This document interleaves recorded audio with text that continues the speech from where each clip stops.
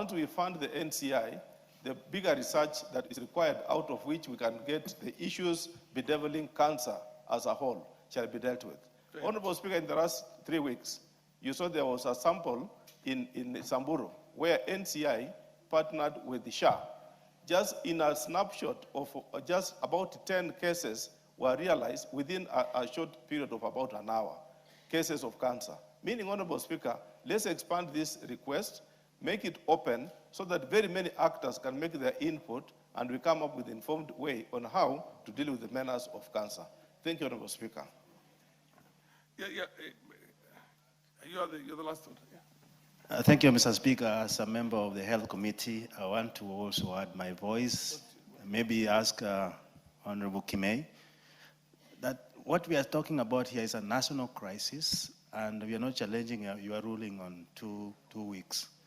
But if it is to be done in a way that will also give a picture of how funding can be given to this exercise, we need more time as a health committee so that we can look all the parameters which are involved. Thank you, Speaker. Fair enough, the chair will always ask for more time based on, the MP for Mosop, 1 second, 1 minute. And Macau, 1 minute also, quickly. Mosop. Thank you, Mr. Speaker. I'm in support of Ms. Kemei about the issue of cancer. In my constituency, yesterday, we buried a young boy who suffered from cancer. 3 people from one family have cancer.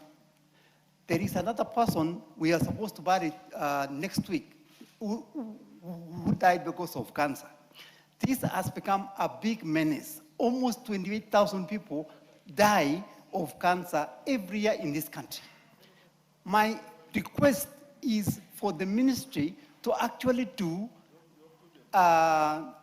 just do the screening, because what kills people is they discover that somebody is sick in the 4th stage or 3rd stage, and there is nothing you can do. But if you are able to get it in 1st stage or stage 1, you will be able to cure or to use the medicine for that person to survive.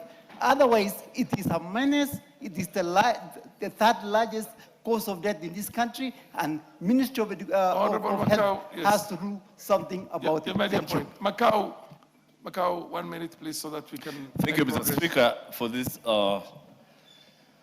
Mr. Speaker, I join the thoughts of the Honorable Kimei.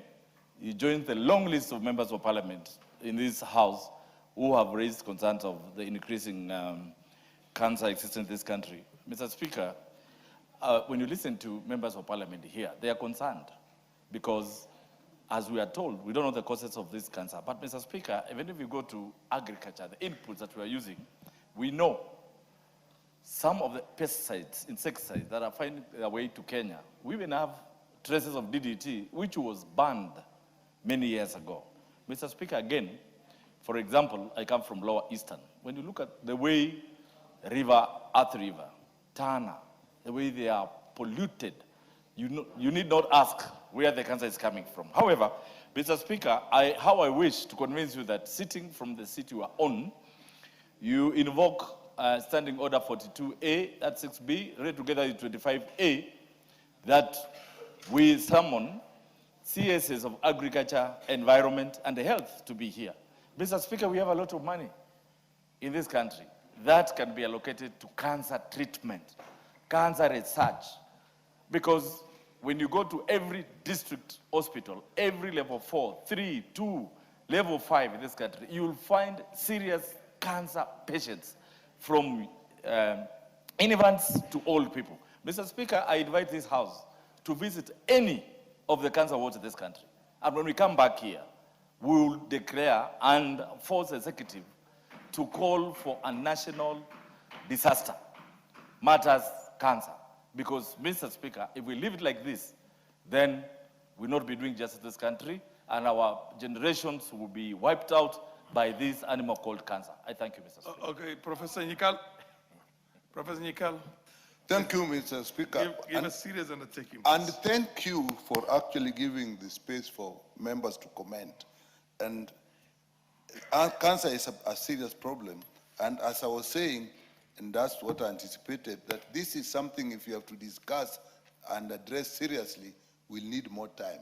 In fact, apart from the 3 weeks I was talking about, we probably will now think of a month, because members have covered areas like causes of cancer, radiation, asbestos, pesticide, agricultural chemicals, aflatoxin that we have actually dealt with before, prevention, so it is a whole area. So, Mr. Speaker, my request would be, we take a little more time, get county-specific data, which the questioner asked for. How much more time do you need? I think we'll need at least a month. Okay, fair enough. At least 1 month. It's so directed. Thank you, make Mr. sure Speaker. that order. Thank you, Mr. Speaker. This is the chair asks for a month. The chair is not just an ordinary chair. Order, Honorable Rafael Wanjala. Order. Let me finish my communication. The chair is not just an ordinary chair. He's a professor of medicine who has taught many people, including members of my own family. So when he says he needs more time to come with something good enough for Kenyans to be satisfied with, then the chair has a responsibility to give that leeway. So it's so granted that you take a month. Yes, what's your problem, Rafael? Thank you, Honorable Speaker. I just wanted to agree with the Chair for Health. Mr. Speaker, asbestos were banned in the year 2006 in this country. Honorable Speaker, the department that are supposed to implement have deliberately refused to implement. 2013, Honorable Speaker, the Honorable Member for Ajir brought a petition, even to my committee. On several occasions, Honorable Speaker, we have called the Principal Secretary to come before our... Order, Rafael Wanjala. Thank you very much for that very powerful concern. But I don't know if you are in the House or you are outside the House. But that asbestos was given a serious leeway. And it's part of that whole totality of it that Honorable Nyekali is going to come and report to this House. All the sentiments that were expressed in here. Honorable members, we want to make some progress. Can I? Order, please. Rafael, order. Yes, what is it? What is it? Yeah, the lamentations you're making has already been addressed. Proceed and tell me if you have anything. Don't repeat to yourself what was already. Honorable Speaker, I'm not repeating myself. Proceed. But what I'm saying is to give this matter a lot of weight, Honorable Speaker. Yes. Cancer now is bigger than even HIV and AIDS. Yes. And the government officers are not seeing this, Honorable Speaker. Yes. Even when they are summoned to our committees, they don't want to come.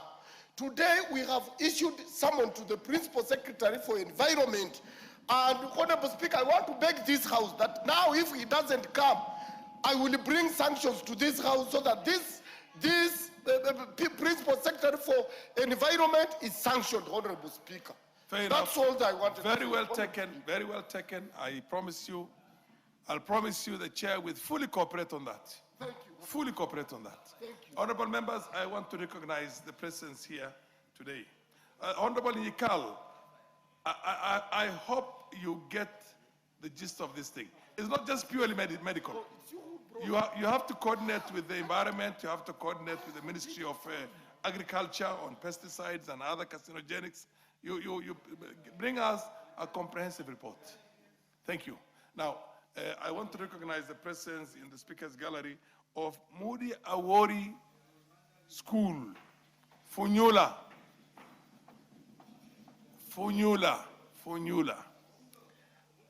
Busia. That I want to believe that is the county of the Honorable Oundo and the Honorable Rafael Wanjala also. I also want to recognize the presence in the public gallery of Kimong Upper Education from Mosop in Nandi, and Moi University Primary School from Keses in Uasin Gishu. And I will for a moment allow Rafael Wanjala before Undo to say a word of encouragement to the young boys and girls out there, and tell them when when they should come and run for your seat. Honorable Speaker, first of all, I want to appreciate the teachers and the students who have traveled all the way to Nairobi to this house, Honorable Speaker. Busia is the farthest county in this country, Honorable Speaker, and it must have taken them more than 12 hours to arrive in Nairobi. So I want to thank them and thank God for enabling them to reach here and enable them to go back. It is good they have come to see actually what we do. Honorable Speaker, these students who have come to see us, I want to tell them that I came to this house when I was only 30 years old, and I've stayed here till today. I want to ask them that now that they have seen what happens here, I want them to aspire so that when some of us retire, they take over from us. Thank you, Honorable Speaker. Oundo, except you do not tell them when to prepare themselves. Thank you, Honorable Speaker. Allow me to take this single opportunity to welcome the learners and the teachers from Moody Awori Comprehensive School, Funyula constituency. You as Honorable Speaker, you remember you served here probably with the Uncle Moody. And the school was started by the benevolence of the family Uncle Moody when he did a walk all the way from Eldoret through Busia to Funyula constituency to raise funds from the litany of friends he has to start the school. Honorable Speaker, as we stand, as I speak today, is one of the biggest schools in terms of enrollment in Western Kenya, a primary day school of about over 2,000 learners at the moment. Honorable Speaker, luckily, they have always been the best among the top in the entire Busia County in all primary school examinations. And because of that, Honorable Speaker, we, through NGCDF, we have supported them in developments to ensure we provide a conducive environment. For the learners who have come here, you have had a robust debate about cancer. I just wish most of you will proceed to become doctors, oncologists, so that we resolve these menace in this country. I also wish you work hard to become good economic managers so that you can solve the economic challenges of this country. And as you go home, probably as you go out, I'll take the minority whip. Many of you have TVs in your homes, and like what you asserted yesterday. Thank you, travel well, we'll see you outside there. MP from Mosop to give a word of encouragement to students from Mosop and Keses. Please. Thank you, Mr. Speaker. I want to welcome our kids from Kemong Upper. I am so happy to see them here. I didn't expect them to be here, but I am so happy. I didn't get a chance myself when I was at their age to actually attend proceeding like this. But I want to tell these young kids, it's one of the best schools in the Mosop, in the whole of Mosop. And I want to challenge them to make sure that as they watch the proceedings, one day, one time, they will be in this house, and I believe it will be possible. Otherwise, I want to say thank you for the parents, thank you for the teachers, and thank you for everything. Asante, thank you. Thank you, Mr. Speaker, for giving me this opportunity. Mr. Speaker, you know that I will be the president in 2032. I leave the men to fight over now. That is their problem. But in 2032, I'm the president. And because I am going to be the president, you must state correct things about me. Honorable Oundo has just said, the minority whip, said that the people from Oundo's constituency cannot afford TV or watch TV. And I'm the minority whip, and I did not say such a thing. So can he please correct and say that Honorable Millie has said that the people in Oundo's constituency have TVs and can watch TV? Yeah. Fair enough. The chair does note your sentiments and agrees with you. Now, honorable members, I think we need to make progress. And I'll now call on the Deputy Majority Leader to make a statement. I mean, I'll break with the tradition and allow him so that he can go and do some other businesses. Thank you, Speaker. Thank you very much. Speaker, this is the statement by the leader of the majority party.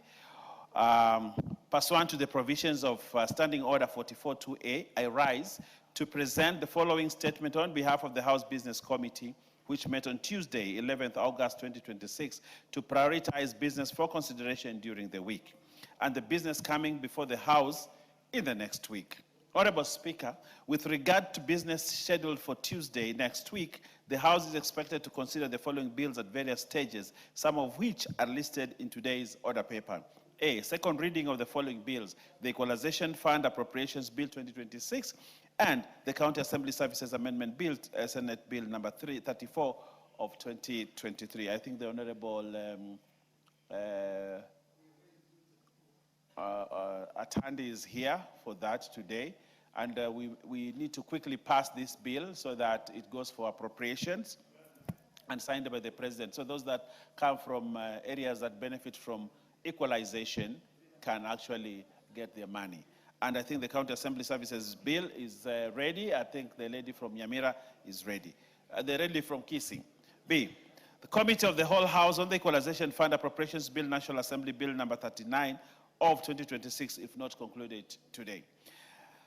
Additionally, Honorable Speaker, debate will be undertaken on the following motions should they not be concluded today. Third, report on the implementation status of reports on petitions and House resolutions, but I think the Honorable is here, the chairman is here, ready to present that report. Seventh, report on the audited financial statements of the various funds. Ninth, report on the audited financial statements for various state corporations. Fifth, report on the implementation status of the reports on petitions and House resolutions. Consideration of sessional paper number 5 of 2026 on the national energy policy. And 6, consideration of sessional paper number 4 of 2026 on the national petroleum policy. Honorable Speaker, it is expected that the House will also consider the following priority items in the course of the week. 1, the Competition Amendment Bill 2026, the East African Development Bank Amendment Bill 2026, Senate amendments to the National Council, Kenyan National Council for Population and Development Bill 2023, and 4, nominees for appointment as members of the Public Service Commission, PSC, and B, chairperson of the Dependent Policing Oversight Authority, IPOA. Honorable Speaker, in accordance with the provisions of Standing Order 42A, 5 and 6, I wish to convey that two Cabinet Secretaries are scheduled to appear before the House on the afternoon of Wednesday, 19th August 2026, to respond on members' questions. They are Cabinet Secretary for Tourism and Wildlife, question number 18, 2026, by the member for Kilgoris, Honorable Julius Sunkuli, MP, regarding inordinate delay in the construction of the Indolisho branch of the Kenya Utalii College. 2, question number 1019, 2026, by the member for Kilifi South, the Honorable Ken Chonga, regarding the circumstances and reasons that led to officers from the Kenya Utalii College being denied access to the Ronald Gala Utalii College on the 24th of July, 2026. And 3, question number 20 of 2026, by the member for Kajiado South, the Honorable Samuel Parashina, MP, regarding the cause of death of 16 elephants in the Amboseli ecosystems between 24th June and 31st July 2026.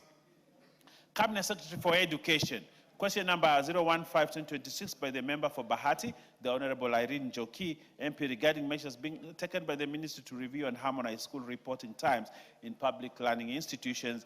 2, question number 016-2026, by the member for Matios, the Honorable Geoffrey Odanga, MP, regarding the shortage of head teachers and deputy head teachers across the country. And 3, question number 01-2026, by the member for Yatta, the Honorable Robert Basil, MP, regarding the fate of serving interns whose contracts are due to expire in December 2026. In conclusion, Honorable Speaker, the House Business Committee shall reconvene on Tuesday, 18th August 2026, to schedule business for the rest of that week.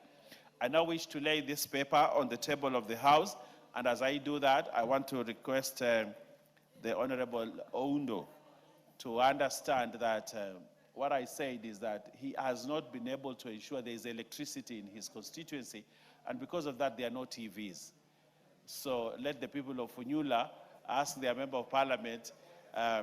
So I thank you, Honorable Speaker, and having done that, I lay this paper. Thank you very much.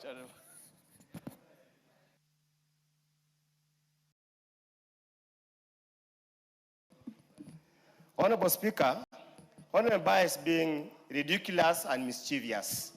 Is the government he currently serves seen that has refused to roll out development projects and now is trying to hide behind other members of parliament to hide the failure of this regime? No Kenya is going to be hoodwinked. Kenyans are not going to be cheated, and the kiboko ni ile is going to be a tough one. I think should go on record. Their failure cannot be transferred to anybody else. Thank you. The provision of electricity is a national government function, not a member of parliament. So that's taken. We have two more questions sought. Honorable Kiara. Kiara, please be very brief. Thank you, Honorable Speaker. Honorable Speaker, pursuant to the provisions of Standing Order 44.2c, I rise to request for a statement from the chairperson of the Departmental Committee on Labor regarding the harmonization and strengthening of maternity leave entitlements for female employees in the country. Honorable Speaker, Article 41 of the Constitution guarantees every worker the right to fair labor practices and reasonable working conditions, while Article 53 provides that the best interests of the child are of paramount importance in every matter concerning the child. This Constitution guarantees and underscores the need for policies and laws that adequately protect mothers and children during the critical period following childbirth. Section 29 of the Employment Act 2007 provides female employees with 3 months maternity leave with full pay. The statutory entitlement falls below the minimum period of 14 weeks provided for under the International Law Organization Maternity Protection Convention 2000. Honorable Speaker, the duration and conditions of maternity leave have a direct bearing on the health and well-being of both mothers and children. Adequate maternity leave is critical to enabling mothers recover from childbirth, initiate and sustain breastfeeding, provide essential early child care, and establish healthy mother-child bonds. The World Health Organization and UNICEF recommend exclusive breastfeeding for the first 6 months of the infant's life. The disparity in maternity leave also presents a broader question to different periods of leave depending on their sector or employment arrangements. There is therefore a need to consider whether the existing framework adequately promotes equitable maternity protection. Honorable Speaker, it is against this background that I request for a statement from the chairperson of the Departmental Committee on Labor on the following. 1, measures being considered to address disparity in maternity leave entitlement for employees and in public and private sector. And number 2, consultations being undertaken with the Public Service Commission, employers and employees, organizations, and other relevant stakeholders towards the harmonization and strengthening of maternity protection for employees.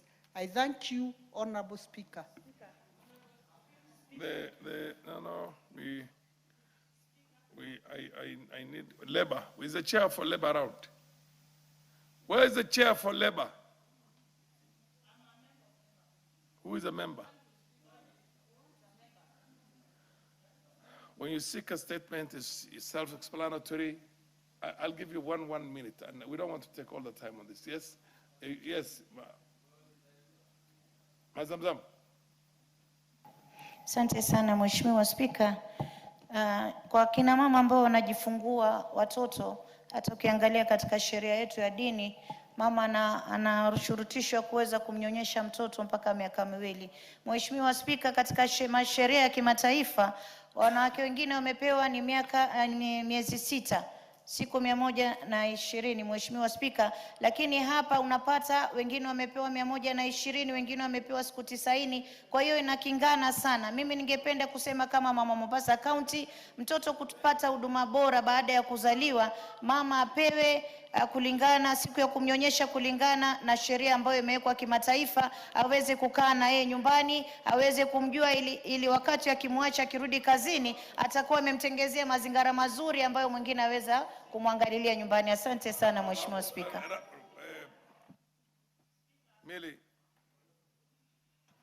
Thank you, Mr. Speaker, and I want to thank Honorable Dorothy for bringing that statement. Mr. Speaker, it's very important, as the statement suggests, that children stay with their mothers for a long period, especially for breastfeeding. It's only, I think, yesterday or the day before that we were dealing with the breastfeeding bill by Honorable Sabina Chege. And Mr. Speaker, I'd want to, when the question is taken by the committee, if they can just find, if the committee could let us know how many agencies are falling below the statutory provision and what action can be taken. But above that, Mr. Speaker, I just want to say that sometimes people challenge us and say that it is not possible. I know people might even challenge and say some of us are members of parliament, that's why we are able to. But all the people who work under me who are women, when they go on maternity leave, I don't give them any less than 6 months. Sometimes I give a year. Because we must also practice what we preach. And for me, and it's not only in my house, even when I've worked, even as a director of Credo, that was the condition. And we gave sometimes up to a year. And it has to be a cost to you as employer, because if you also want your children to be taken good care of. Thank you, Mr. Speaker. Donya, I thought you were going to take the undertaking on behalf of the committee. Well, you should say the point yourself. Okay, thank you, Mr. Speaker. Yes. You know, other countries, they give workers maternity leave allowance. They are given money for bringing forth a human being on this world. But we are not asking this country to give women the allowance.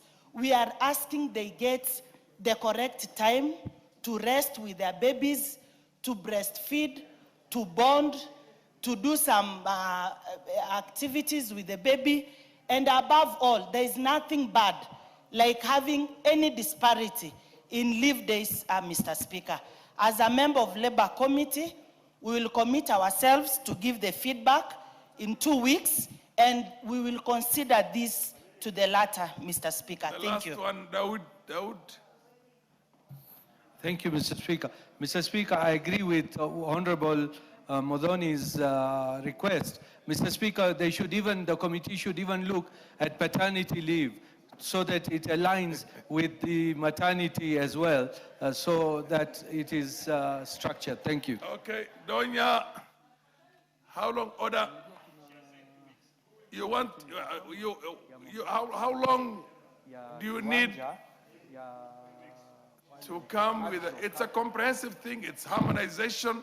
It means you have to go through the broad spectrum of the employers in the country, government, private sector, public sector, everywhere, for you to be able to come up with a comprehensive report and say, this is how the practice is now, and this is how we intend to seek harmonization, whether through what do you call an amendment to the labor laws or whatever it is. So give yourself enough time.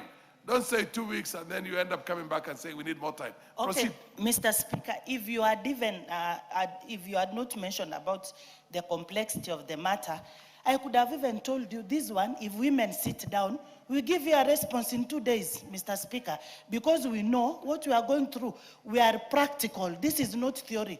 We know what women go through. So when I say it is 2 weeks, it stands to be 2 weeks. Thank you, Mr. Speaker. It's a serious matter.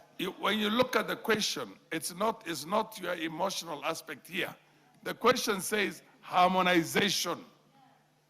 Donya. Truth of the matter. Order. I don't think you understand how this question was put, or the statement sought. Harmonization, which means you first of all study exactly what are the current state, private sector, public sector, different private sectors, how much time they give. And then you come together with that, you collect that report, you collect it, and then you say, we intend to harmonize by saying 6 months or 1 year, or 2 months, or 2 weeks. It's up to you. So don't underestimate. Don't underestimate the complexity of the matter itself, because you're answering a statement sought. You are not answering your heart. Thank you. Okay. Well, yeah. Yes.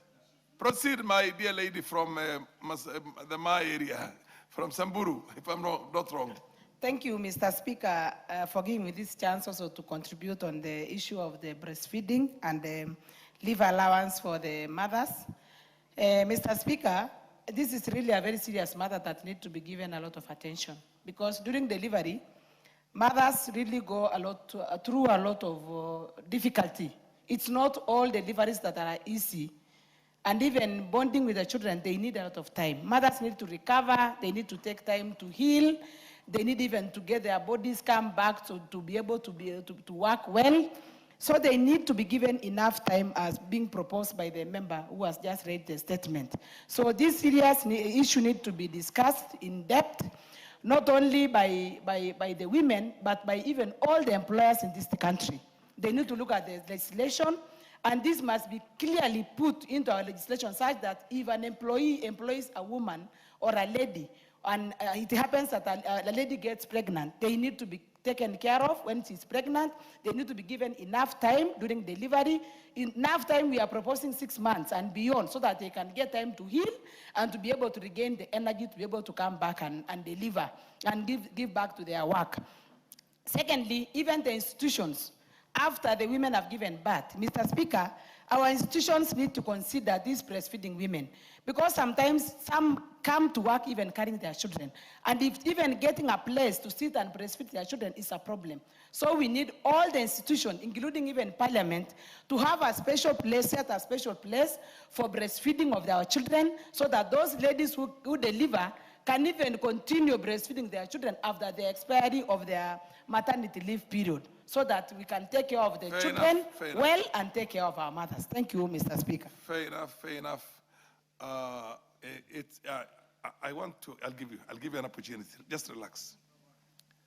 We have certain traditions even within the wider spectrum of our own community. For example, 1 or 2 communities I know, the wives are supposed to breastfeed for at least 2 years or 3 years. The Ma community, am I right? And in that time, women are not even allowed to consummate love with their husbands. Am I right? That goes also for the Borans. It used to go for the Somalis in the olden days. I don't know whether it's still there. So when you need to do something, you do psychosocial, all this private sector, public sector. Yes, Honorable. Thank you, Mr. Speaker. I want to put my thoughts into this, because I represent a rather different constituency, where most of my constituents, mostly women, are single women and are independently employed. There are people working in the markets, people who are employed themselves. So let it not be lost to us that, like a few days ago, the president said, once a person gets pregnant, from there on, they start getting paid. So I think, yeah, that is what he said from the State House. That is what he said. Order. That is what he said, and I think it is also be advantageous to us if these women who work in this market also get some stipend during that leave, so that they can be able to survive for the maternity leave also, so that they can, there's no woman who is more woman than the other. So they also deserve this stipend as they are breastfeeding their children for a period of maybe those 6 months. I think this is something that should be looked at generally. We should not subject only those women who are. You have made your point very well. No, I do understand. The chair understands what he said.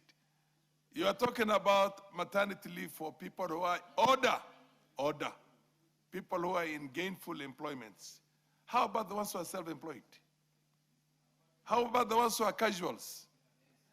You see what I mean? What he's actually doing is that he's saying, look, all women are not in employment. There are women who do not have employment, but who still need to bond with their children. Now, how do you go about it? You're right. I think you have a very strong point on this. Millie, you should weigh in on this. Yes. Thank you, Mr. Speaker. I've actually brought a bill which I think the Health Committee has deemed that it might not be necessary to bring, which is called the Family Reproductive Health Care Bill. And the Family Reproductive Health Care Bill looks at the entire spectrum, and it looks at all women in whole. But we must realize that what the honorable member is saying is actually true, that there's a challenge because of the economic situation of the country, that there are women, like I talked about, even women who work for me, whether as house helps or otherwise, but they work for me. They are not self-employed. So the challenge is, what about that woman who is self-employed? Absolutely. Who earns 2,000 maybe or 3,000 per month? How do they survive? The only thing that I'm not too sure he got right, that the president said that all women who are pregnant will be paid by the president. I'm not too sure about that too. I'm not too sure because, too. Mr. Speaker, will get pregnant tomorrow. I also want that money. But I don't think the president said I haven't had that, but then nonetheless, don't invoke the president's name. You're not a minister. You know what I mean? You're the only people who can invoke the president's or other government policy are the people who are in the government. Anyway, proceed. Yeah, Donya, give us now, based on the complexities of what you have had. The House is trying to help you. How much time do you need? Mr. Speaker, as much as you want to help Donya, I also want to help the workers to get the information adequately. How much time do you need? How much time? Because this is not rocket science, Mr. Speaker. We already have it in the Employment Act. Just allow me to be firm with my 2 weeks. There is nothing. I'm the one who has been asked, Honorable Millie, and we will work on it. I insist we will do the report in 2 weeks. So okay. you dare as it is okay. Then after. It's so directed that you should have this report in 2 weeks' time, and which of course, order. But who is the chair? The chair sees the order. It's so directed. It's so directed. So you hit the ground running from this afternoon and get your act together. Okay, Honorable Didoraso. No, MP for Sako on lands. Thank you very much, Honorable Speaker. Honorable Speaker, pursuant to the provision of Standing Order 44-2C, I rise to request for a statement from the chairperson of the Departmental Committee on Lands regarding the reversion of land previously acquired by KBC in Kiltakorma location, Saku constituency. Honorable Speaker, in 1995, the local community in Saku constituency surrendered a parcel of community land situated in Kiltakorma location, which was then held in trust by the former Marsabit County Council to the Kenya Broadcasting Corporation through compulsory acquisition. The acquisition was undertaken in the public interest to facilitate the establishment of a KBC earth-ground station intended to enhance and expand FM radio broadcasting services from the northern region of Kenya. Speaker, technological advancement in the broadcasting sector have, over time, rendered the earth-ground station obsolete. Consequently, the facility has been abandoned and is no longer operational, while the land in which it is situated has remained idle and unutilized for several years. The public purpose for which the land was acquired has therefore effectively ceased to exist. The continued retention of the land by the KBC, notwithstanding its prolonged non-utilization, has deprived the community of an opportunity to benefit from this valuable public resource through its reallocation to priority socio-economic development initiative. Such initiative may include the establishment of public institutions, social amenities, and other community projects capable of directly benefiting the residents of Kiltakorma location in the wider Saku constituency.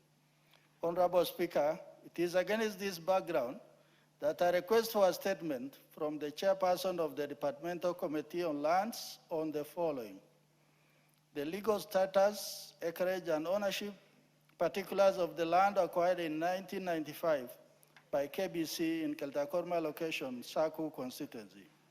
2, measures being taken by the Ministry of Land, Public Work, Housing, and Urban Development in consultation with the KBC and the relevant governmental agencies to facilitate the reversion of the land to the community from whom it was originally acquired in accordance with provision of Community Land Act governing compulsory acquisition and reversion of unutilized public land.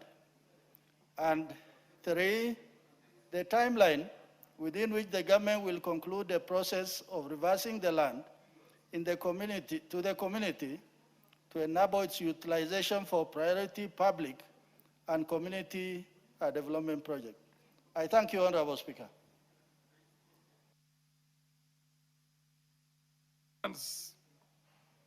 Lands. Yes. Give an undertaking. I give an undertaking of 2 weeks. You will have the reply on this issue. It's all directed on the same. No. This is a specific request. It's not a general countrywide. This is for Saku in. What is it? No, you see this business of riding. Thank you, Honorable Speaker. It's just enriching what Mheshimiwa has said. Yes. And Honorable Speaker, allow me to request that the House benefits from myself as the chairperson of PIC.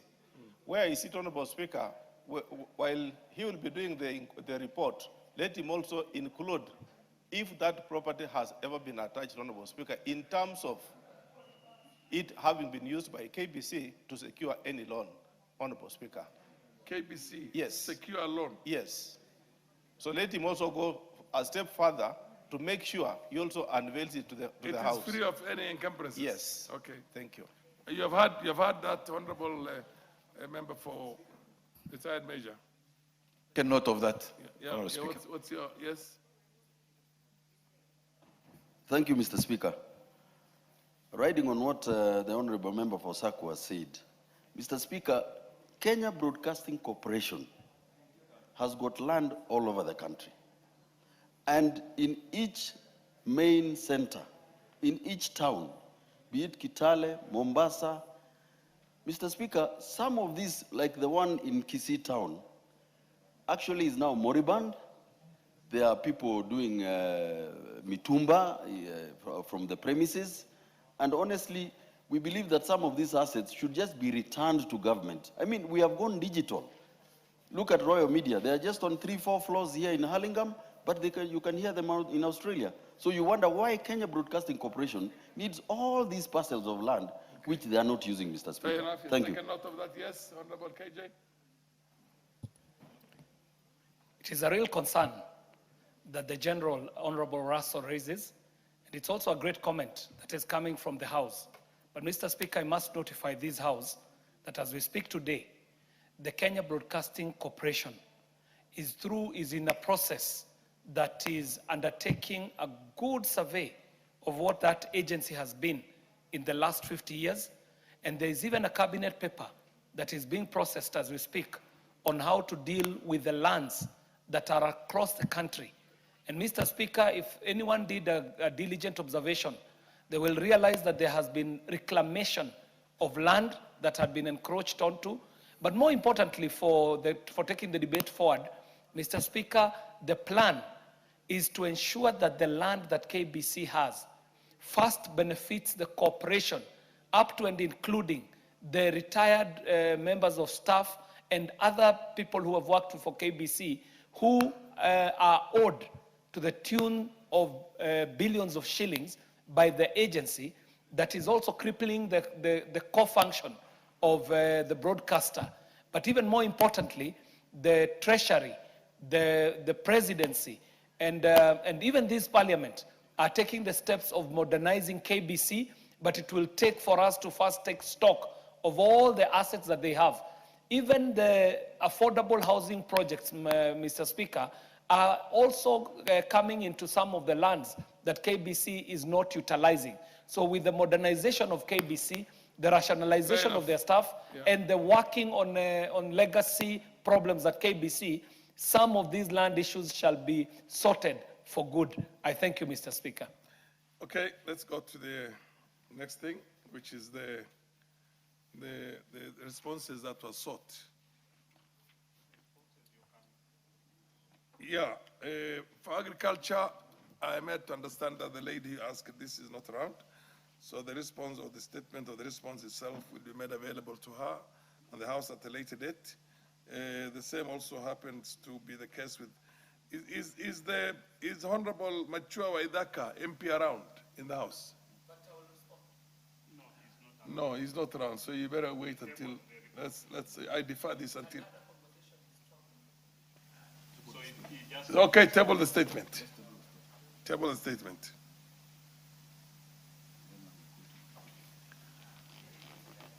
Just table the statement. And then we go to the energy, the chair of the energy. Proceed. Thank you, Honorable Speaker. Electricity connectivity in public primary and secondary schools in Isiolo County. And Madam Mumina is there? Yes. Mumina is there. Yes. Thank you, Honorable Speaker. The following is... Do you have a copy of the statement, of the response? You have the responses? Okay, fair enough. Just summarize it, and then if she has anything to... Thank you, Honorable Speaker. Following the submissions as requested by Honorable Mumina Bonaya, Member of Parliament for Isiolo County. Honorable Speaker, in the first question, the response is as follows. The Ministry, through the Rural Electrification and Renewable Energy Corporation, has been electrifying public primary schools in Isiolo County to date. A total of 112 public primary schools have been connected to electricity by the corporation in the two constituencies, that is Isiolo North and Isiolo South. Out of the 112, Honorable Speaker, 96 schools are connected to the grid, and 15 are both on grid and solar, and one school is on solar. Honorable Speaker, over the time, the schools on solar require regular maintenance of the solar batteries to ensure they are in good working condition based on their available budget. Annex 1 provides for a detailed list of all the schools that have been connected to electricity by REREC in Isiolo County. Question 2, Honorable Speaker, the response is as follows.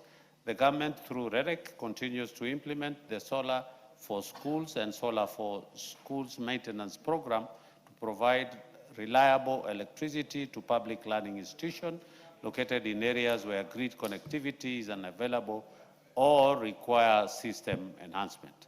Honorable Speaker, to increase power connectivity in Isiolo, the government has come up with off-grid initiatives such as COSAP in Isiolo County, where REREC and KPLC are already implementing solar mini-grids and standalone PV system to control around 800 beneficiaries at a cost of 456 million shillings. These initiatives aim to improve electricity access and promote renewable energy solutions in Isiolo County.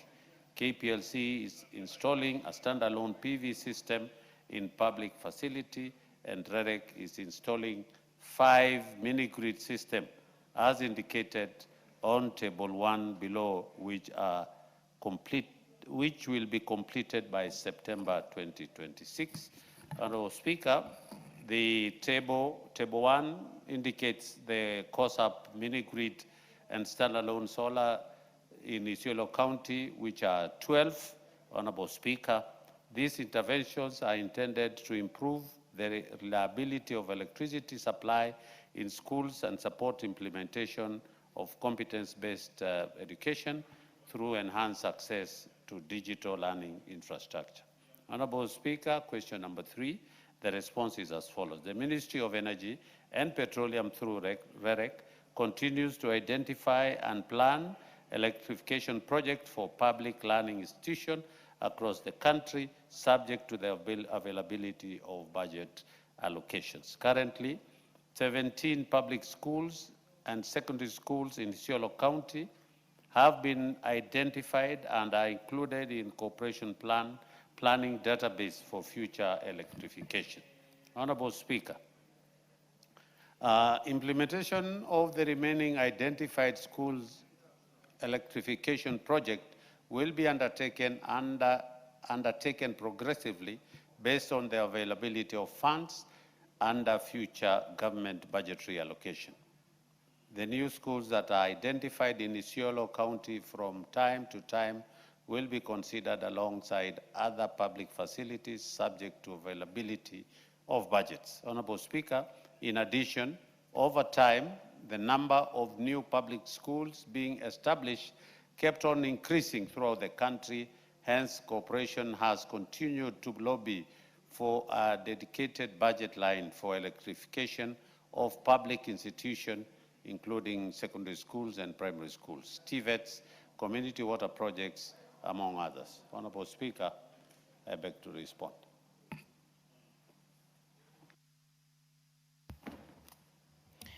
Honorable Speaker, I wish to thank the Ministry for the response, but I must say I am disappointed as the responses given didn't address my concerns and also didn't speak to the specific questions that I asked in my statement. Speaker, in my statement, I did provide list of schools that are yet to be connected to electricity. And alongside that, I asked specific questions. My first question was the status report of electricity connection to public primary and secondary schools. In their response, the ministry didn't actually talk about the secondary schools. They only focused on primary schools, and my statement had both public and primary school. Secondly, in their response where they listed primary schools that have been connected, which is 112, I want to say, Speaker, as we speak now, if you look at the 112 primary schools listed as connected against the 58 schools that I listed as not connected, then the report you are giving is misleading. So I want to ask the ministry, why are they misleading this house? Because most of the schools they've listed in those 112 schools as connected are yet to be connected. Further, Speaker, I asked about short-term measures that the ministry had put in place to provide alternative energy sources for schools that are still unconnected. And I ask this because of the CBE, competency-based education that requires digital, part of the learning that must happen is on digital learning, where energy is required as a source. So there was no response to that question, the alternative measures in place. And finally, on plans and budgetary allocation in place by the ministry to ensure the schools are connected, the only response they give, which they did casually, is to say it will be done on availability of funds in future. No plans, no budgetary allocation, nothing. And finally, Speaker, where they've listed mini-grids to be done in 7 areas, I think, they've not shown the plan to have schools connected after that. So those are my concerns, and I think nothing in that response has addressed the issues I raised in my statement. I thank you. Yes, Oundo, what's the issue? Go ahead, Speaker, the other side are getting so jittery whenever I'm given a mic. I don't know why. Honorable Speaker, let me thank the chair of the Committee of Energy for being a forthright and hardworking member of parliament and chair. And sometimes I sympathize with him, and I sympathize with many of the chairs that they come to the point. So, Honorable Speaker, the point raised by my colleague here is about connectivity to public institutions. It is unacceptable that this area of CBE, you find primary schools, you find even secondary schools, you find even technical training institutes are not connected to mains electricity. As a country, as a parliament, I want to add, Chair, if at any time you go again to do the supplementary budget or any budget, please drop everything else. Make sure all public primary schools or public secondary schools or technical training institutes have got mains power electricity connected. In my constituency, Honorable Speaker, as I stand here today, and I'll move a substantive question, I have 5 primary schools built by NGCDF during my term that have got no power. I have a youth polytechnic that was built by NGCDF before it was passed over to the national, to the county government. Order, you have made your point. You made your point. Once you say that all, you made your point. Now, don't engage in a debate on your constituency when indeed what we're discussing is Momina's constituency. Now, Chair. Yes. Do you wish to? Thank you very much, Honorable Speaker. I wish to say something about this. You know, Mr. Speaker, the Honorable colleague Mumina was specific about schools. She didn't ask about settlement, new areas, and all that. If we say education is single equalizer, and have the schools in a county does not have access to electricity, it means they are not on computers. They are not on social media. They are not on the new gadgets that learners will have access to education. So for that reason, Honorable Speaker, when a colleague raises such a question, I think the answer should never be pedestrian. The department must take stock of what are the issues. How can they rope in? How can they support that particular region? And I think the issue of marginalization is clear in this case. The children in Isiolo cannot perform well in national Fair enough. education. You've made your point, Honorable Dedido Raso. Chair, the Honorable Momina asked specific institutions. Madam Bonaya, you have gone to areas that she did not seek. Can you go back and not say that when funds are available, but give a definitive undertaking that you will seriously look into this and see how those institutions can also be provided by, is it called mini grids? What do you call them, mini grids? Mini off-grid or mini solar grids? They don't cost so much. But you see, for somebody who comes from where you come from, where electricity is normal. Available throughout, yeah. Yes.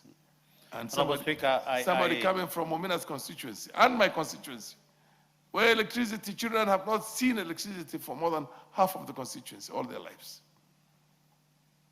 You need to be so sensitive to the extent of giving definitive undertaking on how you intend to tackle that problem. And if you don't think you have that one right now, ask for the chair to allow you to go back and come back with a more comprehensive answer. I thank you, Honorable Chair, Speaker. Exactly that is what I wanted to say. And it's unfortunate. If she actually, because I never saw this, when she gave her statement, by the time, if she did ask specific for 50, was it 58 or 54? Yes, and they are not listed here. No. Then, and second, Honorable Speaker, is also important because we had shared this before I was given an opportunity for me to be able to Fair respond. enough, Chair. Well, how much more time do you need to come back with a specific undertaking on how? Yes, within 2 weeks. Within 2 Honorable weeks. Speaker. But at the How many same are you happy time, with 2 weeks? It's so granted. I think 2 weeks is, in my opinion, sufficient.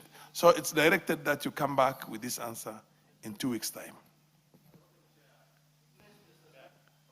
Yeah, Russell, I think we have exhausted that very well. You're lucky that the chair comes from an area similar to yours and is prosecuting the matter for you, not just yourselves. So, Thank you, Mr. Speaker. Mr. Speaker, I beg your indulgence for Honorable Mumina to sit with the chairman, so that there are those no, critical the chair has areas- already given that indication that he's willing to sit down with Madam Mumina, and he regrets the fact that the schools that she listed are not covered in here. Am I right, Chair? So you're going to sit with Madam Mumina and go through this, go back to your principles in this case, and come back with a specific undertaking, time-bound, on when those children, in the soonest possible, will have electricity, like the rest of the country. Thank you. Thank you, Honorable Speaker. I'm sure you're satisfied with that. Yeah, okay, fair enough. Next order. Order number 10. Equalization Fund. Huh? There was, yes, you're right. Yes, the Honorable MP for Mpakasi, what?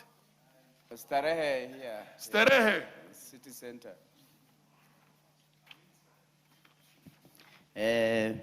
Thank you, Mr. Speaker. This is a personal statement regarding the withdrawal of my bodyguard. Honorable Speaker, pursuant to the provisions of Standing Order 44.2E, I rise to make a personal statement regarding the withdrawal and transfer of my personal bodyguard, Constable George Mwirege Muturi, P number 201-506-2670, from my official security detail. Honorable Speaker, Constable George Mwirege Muturi had been assigned to me in the course of my official duties as a member of parliament. However, recently he was recalled from my security detail and redesignated back to his former duty station in Keyo North Sub-County, thereby ceasing to serve as part of my designated security detail.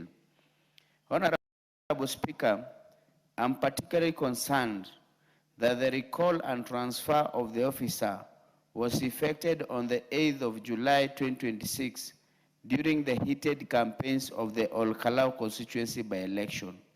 This was done without prior consultation or communication to me on the reasons for the action, and without a replacement being assigned to my security detail. I wish to place on record that the withdrawal of a security officer assigned to a member of parliament is a matter that ought to be handled with due regard to the security requirements and official responsibilities of the member concerned. The absence of my designated personal security officer has implications for my safety and may adversely affect my ability to discharge my constitutional and parliamentary responsibilities effectively, particularly in the course of undertaking official duties and engaging with constituents and members of the public. I therefore seek the directions of the Honorable Speaker on the matter, and in particular request that the appropriate authority inquire into the circumstances leading to the transfer of Constable George Mwirege Muturi, establish the reasons for his removal from my personal security detail, and clarify measures being taken to ensure that my personal security is reinstated. I thank you, Honorable Speaker. Personal statements do not have any debate. It's just that. But just for the curiosity of the House, you now don't have a security. You don't have at all. Don't have any. Yeah, I don't have any. How many were you allocated in the first place? I had one. And that one is withdrawn? Has been withdrawn during the Ol-Kalau by-elections. I don't know, for reasons best known to them. Anyway. But neither, I'm in DCP, I'm in one term, nevertheless. Order.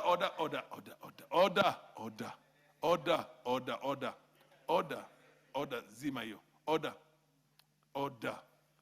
You know, when the chair gets sensitive and is worried about your own security, don't politic. You see what I mean?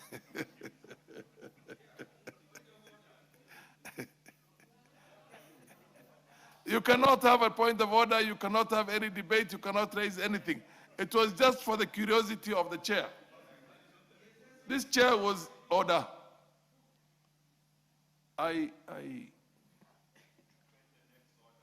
Next order.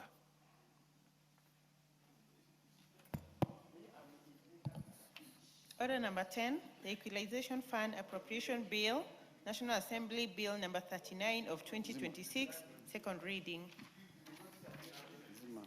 Proceed. Honorable Speaker, I thank you for giving me the opportunity to prosecute this matter in the order paper. Honorable Speaker, I would like to move that the Equalization Fund Appropriation Bill, National Assembly Bill number 39 of 2026 be now read a second time. Honorable Speaker, this is a very, very short bill, which should take this House about 5 minutes and we are done, and then we proceed to the Committee of the Whole.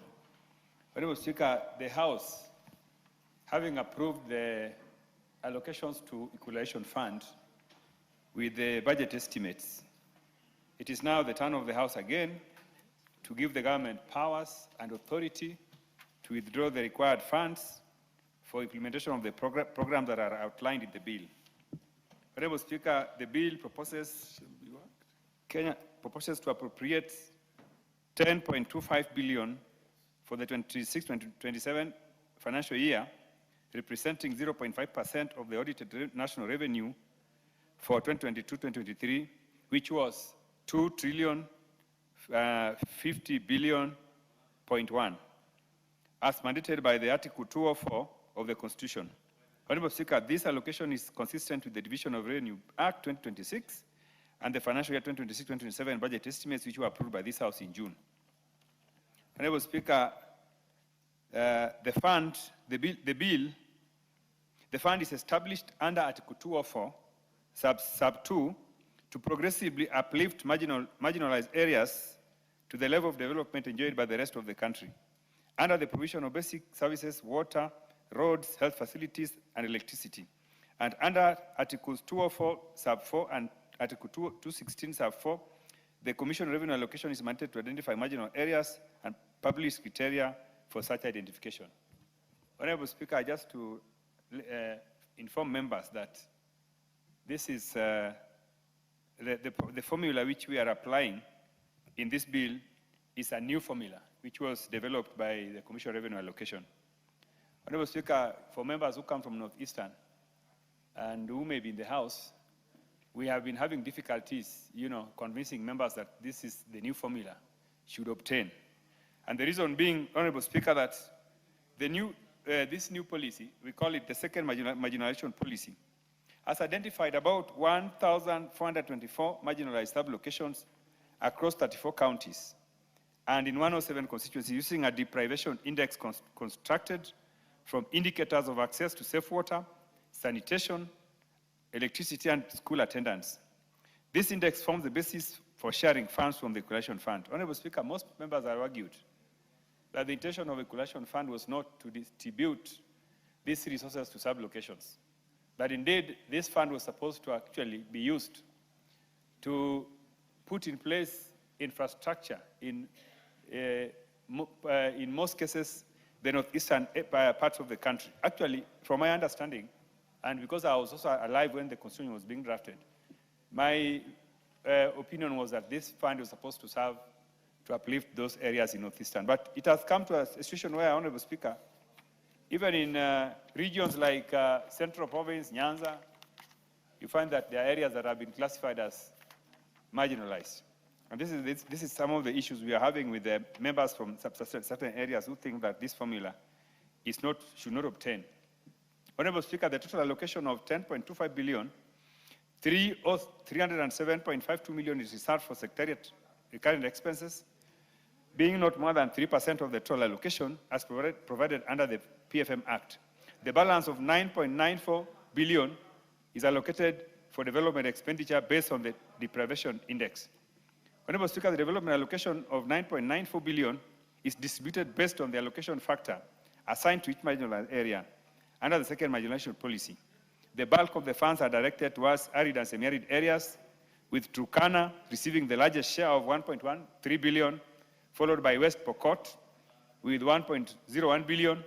Other counties receiving substantial allocations include Narok at 765.71 million, Mandera 747.59 million, Wajir 724.53 million, Samburu 644.67 million, Garissa 624.04 million, Baringo 590.43 million, Kilifi 535.73 million, and Marsabit 466.01 million.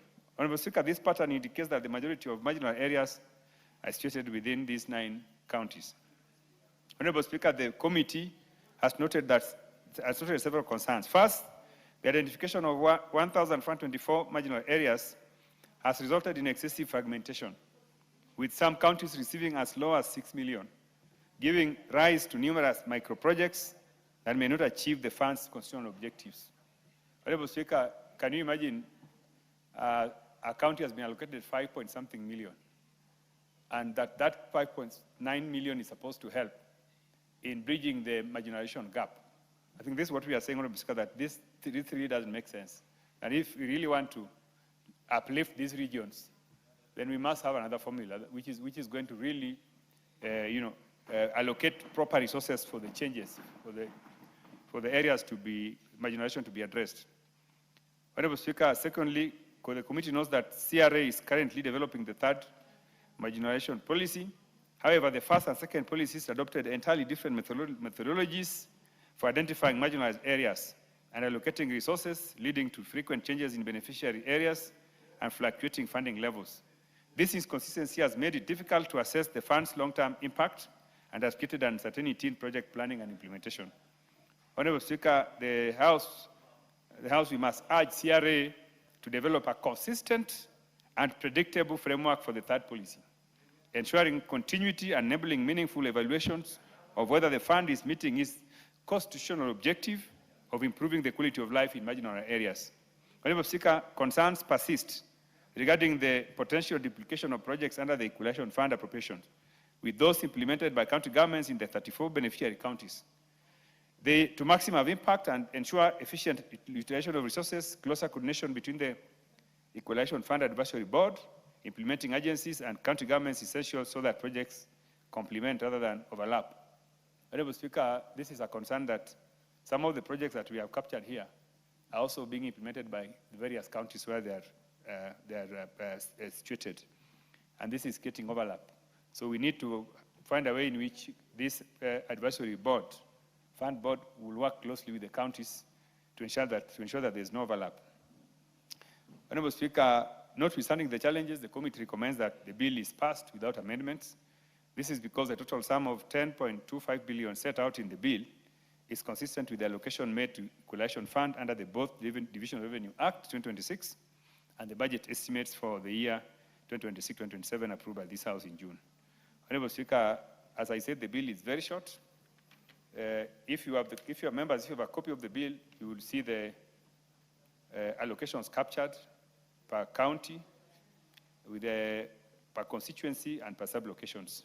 So, Honorable Speaker, with those many remarks, I would like to move and ask my able Vice Chairman, the Honorable Dr. Pukose, to second. Thank you, Honorable Speaker, and thank you, Chair. I beg to second the Equalization Fund Appropriation Bill, National Assembly Bill number 39 of 2026. Honorable Speaker, as the Chair put it, this is almost like a procedural motion because in the Division of Revenue Act, we already passed this bill and it was debated. Honorable Speaker, when you see in the Division of Revenue, the amount that was allocated in the equalization was 10.25 billion. And this is to 34 constituencies to 34 counties, 107 constituencies, and 1,424 sub-locations. In the second formula that we are now applying, it is giving money at the unit of operation at the sub-locational level. And this money is not deposited at the county. There is a special account at the central bank that this money is deposited, and then the sub-locations form committees. Then these committees identify the projects in roads, in electricity, in schools, and water, where they can be able to allocate that amount of money so that projects can be advertised at the county level, where you have all the offices being represented of the CEC Finance, Office of the County Commissioner, and then Office of the Funds Manager is also a member to that. And you'll find that with the second formula that was applied by CRA, they went and looked at several factors within this area in terms of electricity, in terms of roads, in terms of poverty, in terms of water, and this is how they came up with that second formula. I know that this might look, the amount of money might look small, but when you look at counties like West Pokot with many sub-locations, they are getting quite a huge amount of money.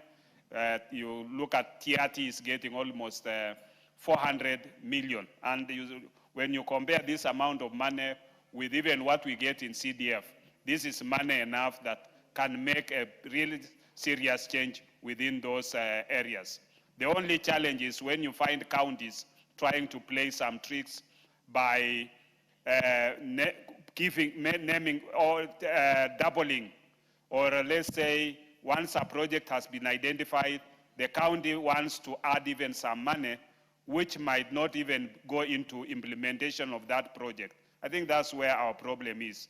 And the Honorable Speaker, our committee has, we've been able to get some of those complaints, especially from people who are implementing equalization fund, and we are in the plan to have a retreat with the CEO equalization fund together with the board and the national treasurer, so that we can be able to raise these issues that are affecting members, so that this can be addressed and make sure that the equalization fund is operationalized and does what it was meant to.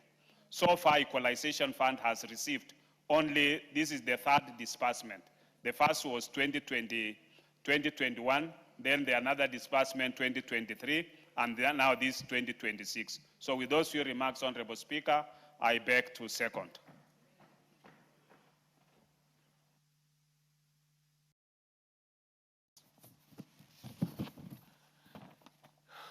I now propose the question that the Equalization Fund Appropriation Bill, National Assembly Bill number 39 of 2026 be now read a second time. Second. Yes, what's your point of order, Honorable Kore? Thank you, Honorable Speaker. This is a very important bill, and it has got a lot of interest for members from Northeastern and Northern Kenya in general. And we have not internalized, we have not discussed this at length. And Honorable Speaker, I would want to ask whether even we have the quorum to discuss this bill at this stage, this important motion.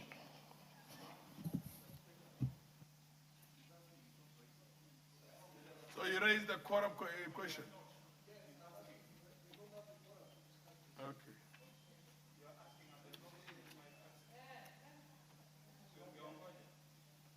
Okay. Where is the check? Eh? Just check. Order, order. Check if you have quorum.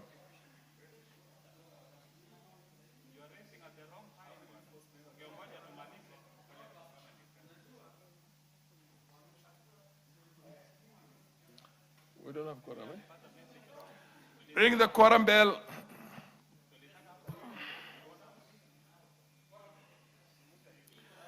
Where are the whips? Whips, go and look for your own members.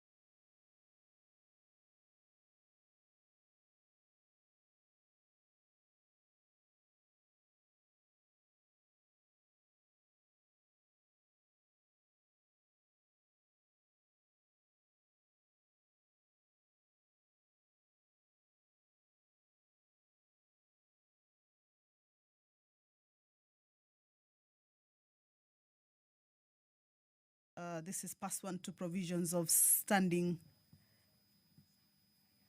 Order 35. And the members of the National Assembly were about to begin debate on the Equalization Fund Appropriation Bill, a bill originating from the National Assembly, Bill number 39 of 2026. This is a bill that is supposed to undergo through second reading, that is debate, and then also move on to the next stage, that is consideration of it at the Committee of the Whole House stage. However, at the point when the chairperson of the Budget and Appropriations Committee, Honorable Sama Tandi, was about to move this particular bill, a member rose on a point of order indicating that the House lacks quorum during the proceeding, and that this particular business should be given much, or should be considered at a time when the House is well curated, for it to be able, or for members to be able to weigh in on their opinions regarding the contents of this particular bill. This is a bill, or basically a legislative instrument that authorizes the release and expenditure of constitutional allocations from the Equalization Fund. Remember, the Budget and Appropriations Committee recently adopted its report. It's a bill that had undergone through public participation, and the committee adopted its report, and this afternoon the bill was coming up for first reading, or for second reading, that is debate. This is a bill that authorizes the release of 10.25 billion Kenya shillings out of the Equalization Fund for this financial year, that is the 2026-2027, monies that have been ring-fenced and are to be released to counties or areas that have been categorized as marginalized. And strictly ring-fencing these monies is basically to be able to provide for basic services in identified marginalized areas, to be able to bring them to quality levels that are being enjoyed by the rest of the nation. And the funds are earmarked specifically for water supply infrastructure,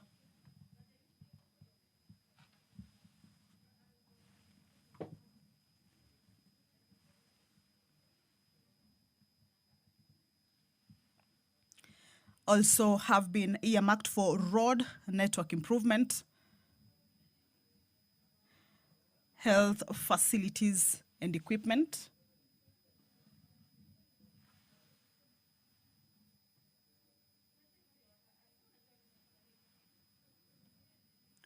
as well as rural electrification, water supply infrastructure, road network improvement, health facilities and equipment, as well as rural electrification. This is to ensure that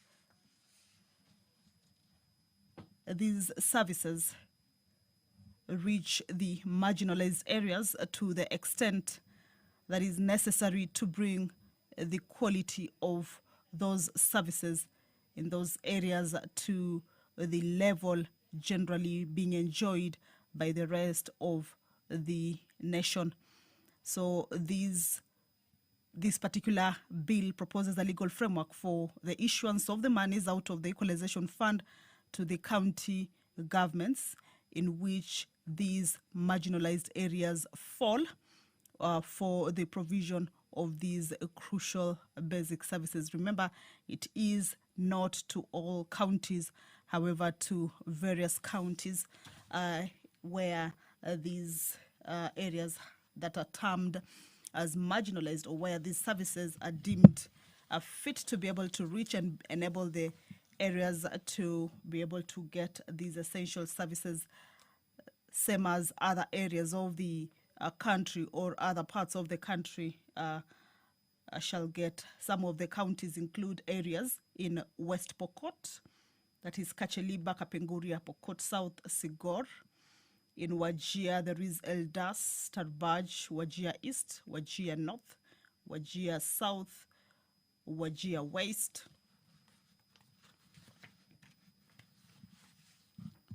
There is also the county of Tana River, the areas that have been earmarked include Bura, Galole, Garseni.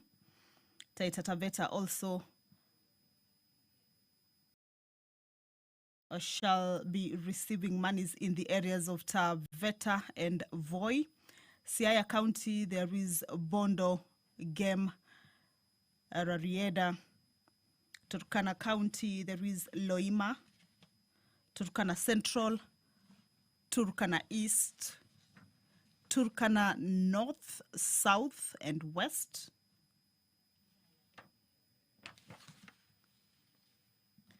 Tharaka Nithi, there is the areas of Mara and Tharaka. Remember, the monies for services including water, roads, health facilities, and electricity. Muranga County, the monies have been allocated to Gatanga, areas in Gatanga. Nakuru County, there is an area that has also received these monies, that is Rongai. Nandi, there is Nandi Hills, Tinderet. Narok, there is Emurwa Dikir, Kilgoris. Narok East, Narok North, Narok South, Narok West. And also Samburu County, where there is Samburu, that is the parts of east of Samburu, north of Samburu, and west of Samburu. The House is about to continue with its proceedings. There was a quorum hitch during the proceedings of the House.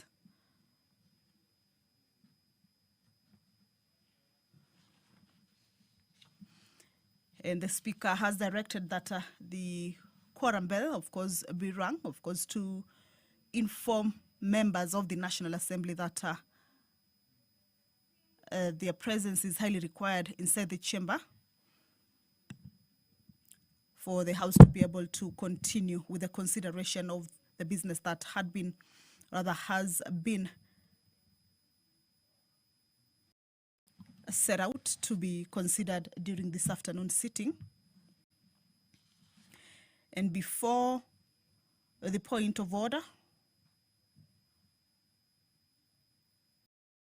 members also considered various statements and also responses to statements. Some of the statements that were earlier requested include the burden of cancer in the country and measures to enhance treatment and access to cancer care.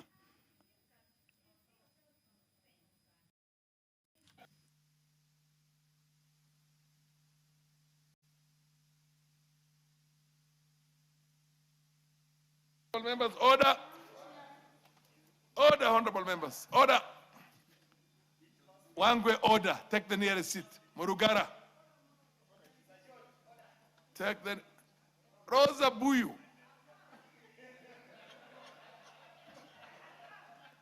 Take a seat. Take a seat, Daoud, and yes. Order. Order, take a seat.